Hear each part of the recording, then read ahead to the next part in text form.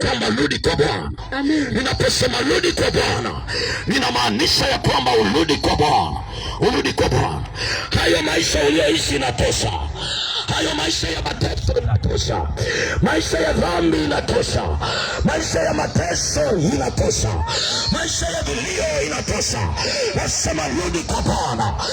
Yesu aliyeumba mbingu na nchi atakuumba na wewe. Nakwambia rudi kwenye mikono yake, maana mikono yake imebeba usalama. Mikono yake imebeba hatima yako. Mikono yake imebeba uponyaji wako. Mikono yake imebeba hatima ya maisha yako. Imebeba hatima ya watoto wako. Imebeba hatima ya mume wako. Imebeba hatima ya mke wako. Ndio maana nakwambia ya kwamba rudi kwa Bwana. Mimi nataka nikwambie ya kwamba jioni ya leo rudi kwa Bwana. Hata kama wanakwambia ya kwamba ukiokoka tutakutenga, wewe waambie Yesu atajua namna ya kunitunza. Atajua namna ya kunitunza.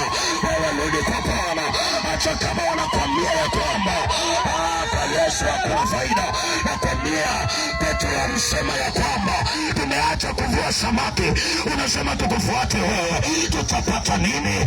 Akasema mwanangu Petro, utapata mara 100 duniani na uzima wa milele. Yani yote unapata, yani unapata duniani na unapata na uzima wa milele. Ndio maana nakwambia ya kwamba mwamini leo. Nakwambia mwamini leo. Kama utaki kumwamini leo, nakwambia mwanangu, utakuwa umekosa kitu cha maana sana. Pata Yesu leo. Umekuja hadi na Yesu, lakini ondoka naye. Nenda naye nyumbani kwenu. Nenda naye kwenye biashara yako. Nenda naye kwenye ndoa yako. Pata Yesu leo. Yesu simwache. Ondoka naye. Ule Yesu aliye hai. Nasema ondoka naye. Sema amina. Haleluya. Haleluya. Sema amina nzuri Yesu.